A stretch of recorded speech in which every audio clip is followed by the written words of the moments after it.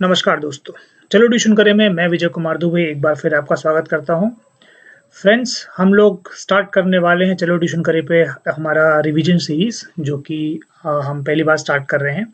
तो इस revision series में हम लोग हर दिन 6-6 क्वेश्चन करेंगे, जिसमें कि हम कोशिश करेंगे कि जितने ज़्यादा से ज़्यादा हो सके उतने चैप्टरों को हम टच कर पाएँ।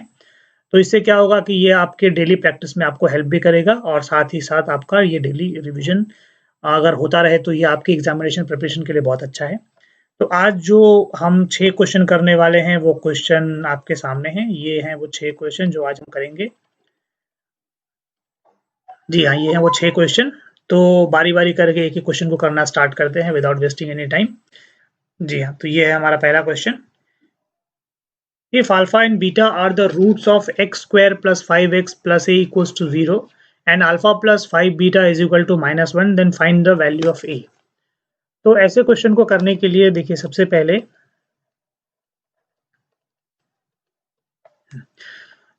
हमारे पास है x square plus 5x plus a is equal to 0। और तो हम क्या करेंगे, इसमें पहले सम ऑफ जीरो और प्रोडक्ट ऑफ जीरोज इसमें से निकाल लेंगे और उसके बाद फिर इसका और उन सम एंड प्रोडक्ट ऑफ जीरोज द्वारा बने गए इक्वेशन को आपस में इक्वेट करेंगे। तो एक बार शुरू कर लेते हैं, फिर आपको समझ में आएगा। तो जैसा कि आप जानते हैं कि सम ऑफ जीरोज यानी अल्फा प्लस बीटा जो है वो होता है माइनस बी बाय ए। तो इस क्वेश्चन में आप देखिए कि b जो है वो 5 है, तो यानी कि माइनस बी का मतलब हुआ -5 और a का मतलब क्या है, एक्स स्क्वायर का जो कोफिशिएंट है वो a है यानी कि वो है 1। तो हम कह सकते हैं कि अल्फा प्लस बीटा जो है वो -5 के बराबर है। इसे आप इक्वेशन 1 बना के रख लीजिए, ठीक है। फिर प्रोडक्ट ऑफ जीरो की बात करें यानी कि अल्फा इंटू बीटा की बात करें, तो अल्फा इंटू बीटा जो है वो होता है c बाय ए। तो ये हमने लगाया c बाय ए। तो जो c बाय ए, अब आप देखिए यहाँ पे c जो है वो a है और जो a है यानी कि आपको पता होगा कि कोई भी quadratic polynomial ax square plus bx plus c equals to 0 इस फॉर्म में होता है। तो x स्क्वायर का जो कोफिशिएंट है उसे हम a कहते हैं, x का जो कोफिशिएंट है उसे b कहते हैं और c जो है वो कांस्टेंट टर्म है। तो इस वाले केस में जब मैं c बाय a कह रहा हूँ तो यानी कि c का मतलब हुआ ये लास्ट वाला टर्म कांस्टेंट टर्म और a का मतलब हुआ जो एक्स स्क्वायर का कोफिशिएंट है वो। तो c की जगह हम लगा देंगे a और जो हमारा कांस्टेंट जो एक्स स्क्वायर का कोफिशिएंट है 1 यानी कि अल्फा मल्टीप्लाइड बाय बीटा जो है वो हो गया a। तो इसे इक्वेशन 2 बना लीजिए।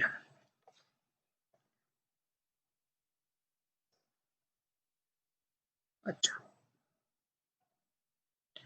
साथ ही हमें क्वेश्चन में ये भी दिया हुआ है कि alpha plus beta is equal to -1। तो also alpha plus 5 beta is equal to -1। तो इसे इक्वेशन 3 बना लीजिए। अब आप देखिए इक्वेशन 1 और इक्वेशन 3 को अगर हम आपस में सब्ट्रैक्ट करें तो अल्फा अल्फा जो है वो कैंसल आउट हो जाएगा और हमें बीटा की वैल्यू मिल जाएगी। So putting the value, so subtracting equation 3 from 1।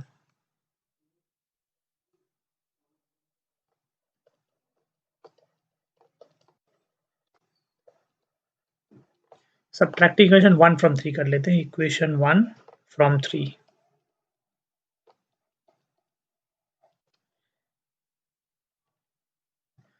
One को जब आप 3 से सब्ट्रैक्ट करेंगे तो क्या होगा, देखिए सबसे पहले अल्फा प्लस 5 बीटा ये हमने ले लिया इधर minus alpha plus beta equals to, तो इसके RHS में था -1 और उसके RHS में था -5। तो हम इसको सब्ट्रैक्ट कर रहे हैं तो ये आ गया -5। तो जब आप bracket open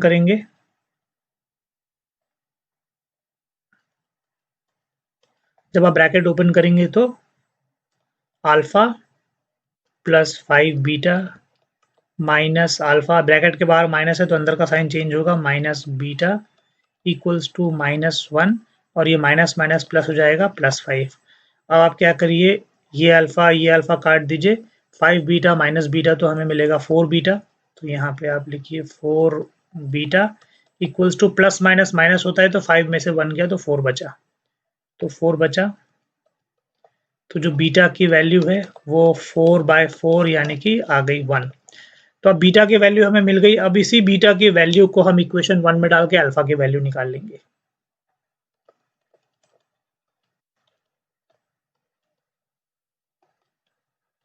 putting the value of beta in equation 1 we gate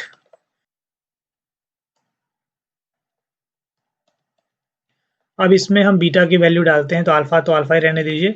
जो बीटा की वैल्यू है वो 1 है, इक्वल्स टू -5।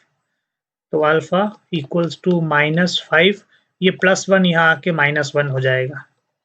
तो alpha is equal to 5, minus minus होता है प्लस, साइन लगता है माइनस का, तो ये हो गया -6। तो ये अल्फा की वैल्यू आ गई। अब अल्फा भी मिल गया, बीटा भी मिल गया। Now putting the value of alpha and beta in equation 2। अब आप देखिए ऊपर जो इक्वेशन 2 था, उस इक्वेशन में वो equation alpha multiplied by beta is equal to A है। तो इस वाले इक्वेशन में अल्फा और बीटा की वैल्यू पुट करेंगे तो हमें ए की वैल्यू मिल जाएगी। Putting the value of alpha and beta in equation 2। तो इक्वेशन 2 है alpha multiplied by beta is equal to A. तो अल्फा की वैल्यू है -6 मल्टीप्लाइड बाय जो हमारे बीटा की वैल्यू आई थी 1 इज इक्वल टू ए। तो 6 इंटू 1 करेंगे तो -6 ही आएगा। तो ए की वैल्यू -6 है। तो इस तरह से आप इसका आंसर निकाल सकते हैं। तो ये हमारे पहले क्वेश्चन का सोल्यूशन हो गया। अब हम बढ़ते हैं अपने अगले क्वेश्चन की तरफ। तो ये हमारा सेकंड क्वेश्चन आज का। तो इस क्वेश्चन में find the discriminant of the quadratic equation √3x² + 10x - √3। तो डिस्क्रिमिनेंट है, तो ये क्वाड्रेटिक इक्वेशन वाले चैप्टर का क्वेश्चन है। तो आपको पता होगा कि जो डिस्क्रिमिनेंट है उसकी value d is equal to b² - 4ac होती है। तो इस केस में हमें इसका डिस्क्रिमिनेंट निकालना है। तो डिस्क्रिमिनेंट निकालने के लिए इसमें देखिए जो b है वो x का कोफिशिएंट होता है, तो ये हमारे लिए b होगा। उसके बाद फिर ये x² का कोफिशिएंट जो है ये a होगा, तो ये पूरा हमारे लिए a है और ये पूरा हमारे लिए c है। तो जो d है, तो d हमें निकालना है, तो b² यानी कि 10 का स्क्वायर करेंगे हम,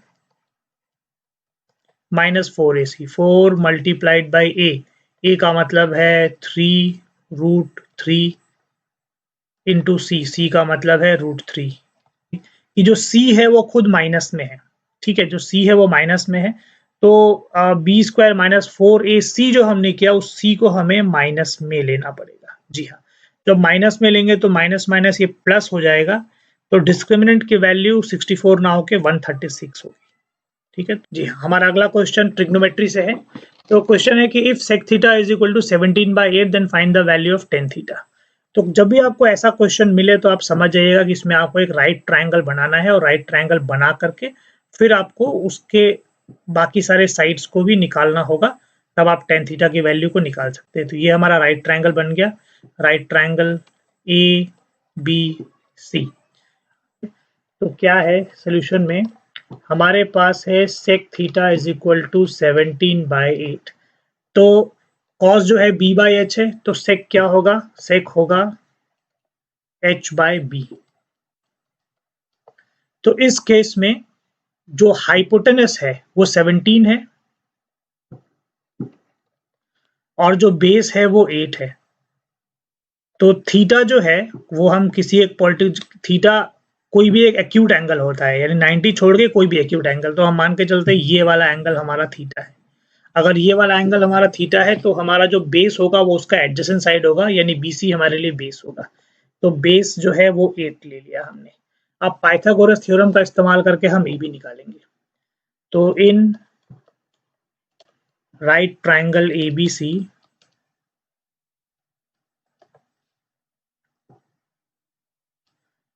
AC equals to 17, BC equals to 8 और AB हमको पता नहीं है।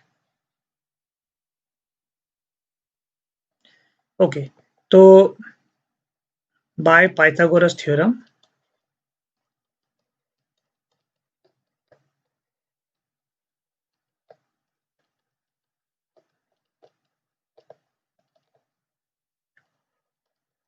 AC square is equal to AB square plus BC square. तो AC खुद 17 है, AB हमें पता नहीं है, और BC जो है वो 8 का स्क्वायर है।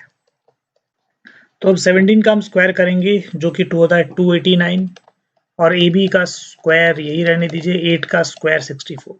अब क्या करेंगे, 289 में से 64 को माइनस करेंगे, 289 minus 64 is equal to AB square. तो 289 में से 64 माइनस कीजिए, ये 5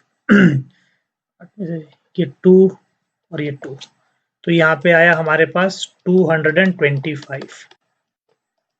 तो स्क्वायर जब इस तरफ आके बन जाता है रूट, तो 225 को आप रूट करेंगे तो 15 आएगा। तो ए बी की जो वैल्यू है वो 15 हो गई। तो एक बार आपको ए बी मिल गया, तो अब आपको क्या निकालना है, अब आपको निकालना है टेन थीटा। तो अब आप इसमें टेन थीटा निकाल लीजिए। Now tan theta is equal to p by b होता है। तो इसके पॉइंट ऑफ व्यू से आप देखें तो परपेंडिकुलर जो है वो ए बी है और बेस जो है वो बी सी है, तो हम इसे A B by B C लिखेंगे। A B by B C, A B की वैल्यू 15 आई है, और जो हमारा बी सी है, तो हमारा बी सी जो है वो 8 है, तो हम बी सी की जगह 8 लिखेंगे। तो ये हो गया 8। तो इस तरह से इस क्वेश्चन को हम कर सकते हैं सॉल्व। तो find the perimeter of a sector of a circle with radius 42 centimetre if angle of sector is 60 degree. तो सबसे पहले हमें क्या करना है, हमारे पास एक सेक्टर है जो कि जिसका रेडियस 42 है। तो ये पहले एक सर्कल ड्रॉ कर लीजिए, और उसके बाद यहाँ पे हम एक सेक्टर ड्रॉ कर लेते हैं इस तरीके से। जी हाँ, तो जो हमारा सॉरी जो हमारा सेक्टर है, उस सेक्टर का एंगल 60 डिग्री है,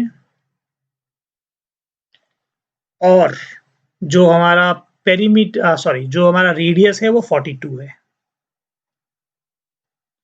तो हमें क्या निकालना है, find the perimeter of the sector, यानी इस पूरे सेक्टर का पेरीमीटर निकालना है। तो ध्यान रखिए, जब हम सेक्टर के पेरीमीटर की बात करते हैं तो उसमें क्या क्या चीजें आती है। सबसे पहले तो उसमें आएगा ये लेंथ ऑफ आर्क, ये जो लेंथ ऑफ आर्क है ये आएगा, फिर आएगा ये वाला रेडियस, फिर आएगा ये वाला रेडियस। इन तीनों चीजों को जब आप जोड़ देंगे तब जाके आपको इस सेक्टर का पूरा पेरीमीटर मिलेगा। तो अब हम इसको नाम दे देते हैं, सेंटर है तो ओ, इसे नाम दे दीजिए ए, इसे नाम दे दीजिए बी। सोल्यूशन, तो सबसे पहले जो जो गिवन है वो लिख लेते हैं।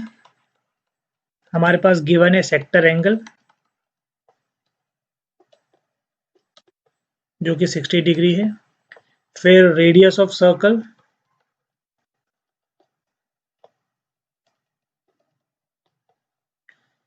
और उसके बाद फिर next to find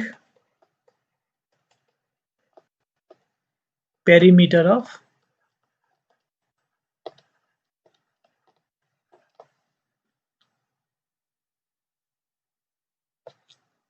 sector, perimeter of sector A O B.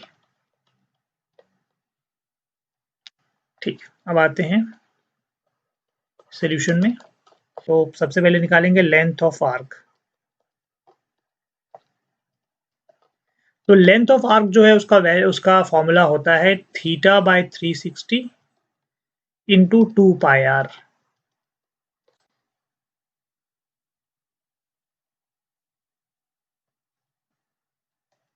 तो थीटा यहाँ पे 60 डिग्री है, 60 बाय 360, थीटा यानी कि जो हमारा ये सेंट्रल एंगल है उसकी बात करते हैं। तो 60 by 360 into 2 into 22/7 multiplied by radius, radius 42 है, तो 7 6 जा 42 हो गया।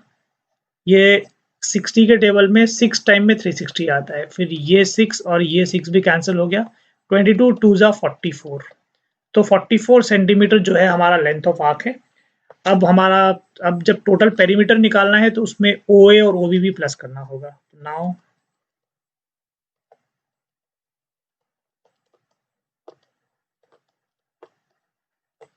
Perimeter of sector equals to length of arc, arc AB। तो आर्क रिप्रेजेंट करने के लिए हम ऐसा एक सिंबल दे देते हैं उसके ऊपर, ये आर्क हो गया, प्लस OA प्लस OB। ये OA मतलब ये वाला रेडियस, OB मतलब ये वाला रेडियस, इन सबको हम प्लस कर लेंगे तब हमें मिलेगा। तो लेंथ ऑफ आर्क ऑलरेडी 44 आ गया है, OA जो है वो 42 है, OB वो भी 42 है। तीनों को प्लस करेंगे, ये तीनों सेंटीमीटर में है, सेंटीमीटर लगा दीजिए। तो 42 प्लस 42 84, तो इसे प्लस कर लेते हैं, 42 42 और 44 8, तो 128 सेंटीमीटर जो है ये हो जाएगा हमारा पेरीमीटर ऑफ सेक्टर। तो अगला क्वेश्चन जो है वो सरफेस एरिया एंड वॉल्यूम से है।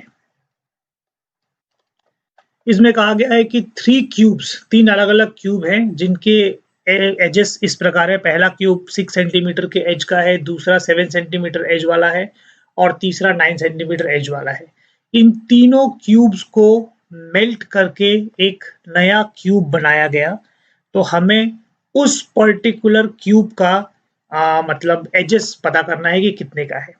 तो इसमें जो एक मेन कंसेप्ट काम करता है वो ये है कि किसी भी क्यूब को या किसी भी शेप को आप मेल्ट करके जब दूसरे शेप में कन्वर्ट करते हैं तो उसका जो वॉल्यूम है वो सेम रहता है, यानी कि तीनों क्यूब्स का कंबाइंड वॉल्यूम जो होगा उस नए क्यूब के वॉल्यूम के बराबर होगा जो कि मेल्ट करके बना है। ठीक, तो हम क्या करते हैं, सबसे पहले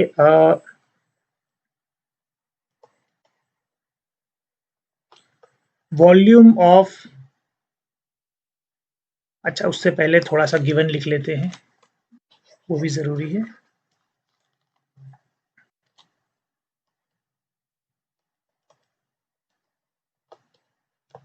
as of first cube is equal to 6 centimetre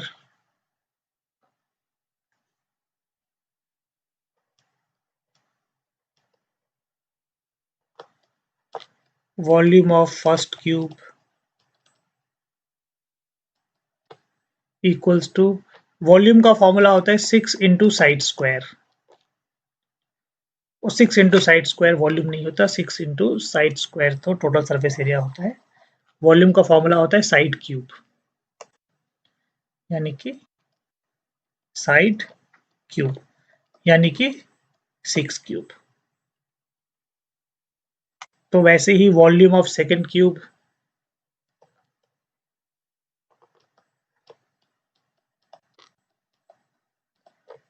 second cube का वॉल्यूम जो है वो होगा 7 cube. Volume of third cube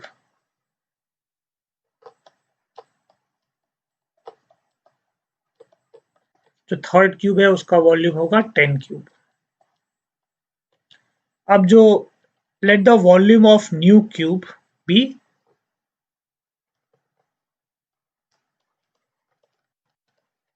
let the volume of new cube formed by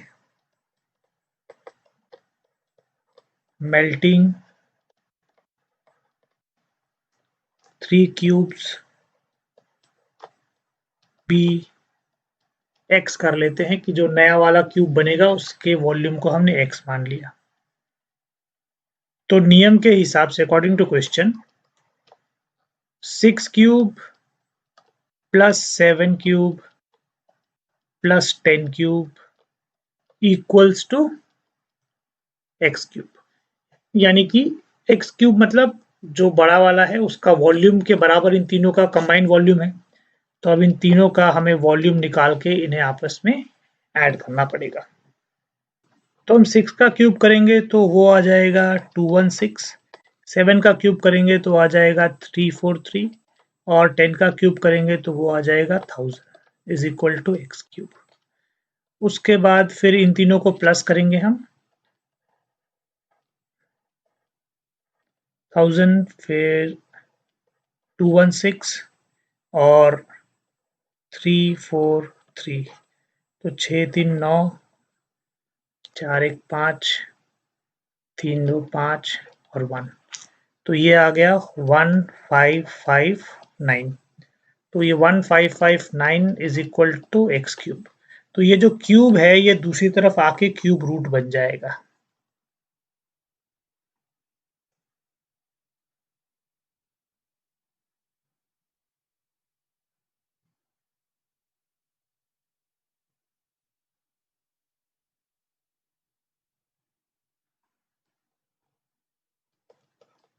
तो 1559 क्यूब यहाँ पे आके बन जाएगा क्यूब रूट। अब हमें इस 1559 का क्यूब रूट निकालना है।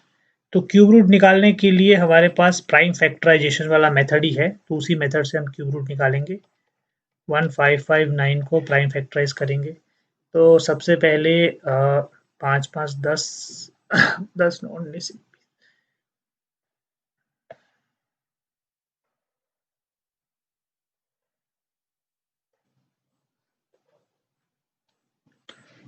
तो क्योंकि 1559 किसी भी नंबर का परफेक्ट क्यूब नहीं होता तो हमें इसको यहीं पे ऐसे के ऐसे ही छोड़ना पड़ेगा। तो यानी कि जो हमारा आंसर है वो क्यूब रूट ऑफ 1559 होगा। ठीक है, और सॉल्व करने पर अप्रॉक्सीमेटली आपको, अगर आप कैलकुलेटर यूज करके सॉल्व करते हैं जो कि एग्जाम में आपको करना नहीं पड़ेगा, तो वो अप्रॉक्सीमेटली 11 पॉइंट समथिंग के आसपास आता है। तो हमारे पास एक क्वाड्रेटिक पॉलिनोमियल है, उसके जीरोस हमें दिए हुए हैं 7 माइनस 2√3 एंड 7 प्लस 2√3। तो हमें इसका ये मतलब कौन से क्वाड्रेटिक पॉलिनोमियल के ये जीरोस है वो क्वाड्रेटिक पॉलिनोमियल हमें बनाना पड़ेगा। ठीक है, ओके। तो इस पर्टिकुलर क्वेश्चन में सम ऑफ जीरोस जो है वो अल्फा प्लस बीटा है। तो अल्फा प्लस बीटा यानी जो सम ऑफ जीरोस है, तो हमारे पास ये दो जीरोस हैं, इनका पहले हमें सम करना पड़ेगा। तो पहले हम इसको सम करते हैं। तो 7 माइनस 2√3 प्लस 7 प्लस 2√3, तो माइनस 2√3 प्लस 2√3 कैंसिल हो गया, 7 प्लस 7 14 आ गया। फिर निकालेंगे प्रोडक्ट ऑफ जीरोस।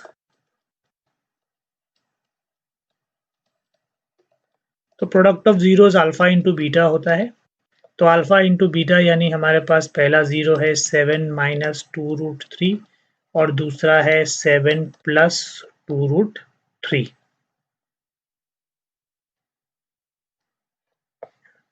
तो देखिए ये a माइनस बी और a प्लस बी के फॉर्म में है, तो यानी ये a square minus b square हो गया। तो ये 7 स्क्वायर 49, 2 स्क्वायर 4 और √3 का स्क्वायर होगा तो 3 हो जाएगा, यानी 4 इंटू 3। तो 49 माइनस 12, तो 9 में से 2 गया तो 7, 4 में से 1 गया तो 3, तो हमारे पास बचा 37। तो हमारे पास अब sum of zeros product of zeros दोनों ही आ गए। तो अगर sum of zero product of zero दोनों हमारे पास अवेलेबल हो तो हमें क्वाड्रेटिक इक्वेशन बनाने के लिए इस फॉर्मूले का इस्तेमाल करना पड़ता है। फॉर्मूला है x square minus sum of zeros multiplied by x plus product of zeros. तो अब इस वाले इक्वेशन में हम अपने बाकी नंबरों को डाल देते हैं। तो एक्स स्क्वायर तो फॉर्मूले का हिस्सा है, सम ऑफ जीरोस कितना आया है 14 आया है, तो 14 मल्टीप्लाइड बाय एक्स और प्रोडक्ट ऑफ जीरो कितना आया है 37। तो x square minus 14x plus 37 हमारा रिक्वायर्ड आंसर है, जिससे तो ये हमारा क्वाड्रेटिक पॉलिनोमियल बन गया। तो फ्रेंड्स मैं उम्मीद करता हूँ कि आज हमने जो रिवीजन में 6 क्वेश्चंस किए ये आपके लिए बहुत हेल्पफुल साबित होंगे। तो इसी तरीके से हम आने वाले दिनों में हर दिन 6 क्वेश्चन सॉल्व करते रहेंगे, जिससे कि आप हर दिन सिर्फ इस वीडियो को देख ले तो आपके कम से कम 6 अलग-अलग चैप्टर्स या 6 अलग-अलग टाइप के क्वेश्चंस का रिवीजन होता रहेगा। तो चलो ट्यूशन करेगा ये वीडियो देखने के लिए आपका बहुत-बहुत धन्यवाद। अगले वीडियो तक अपने फ्रेंड विजय दुबे को दीजिए इजाज़त। तब तक के लिए धन्यवाद।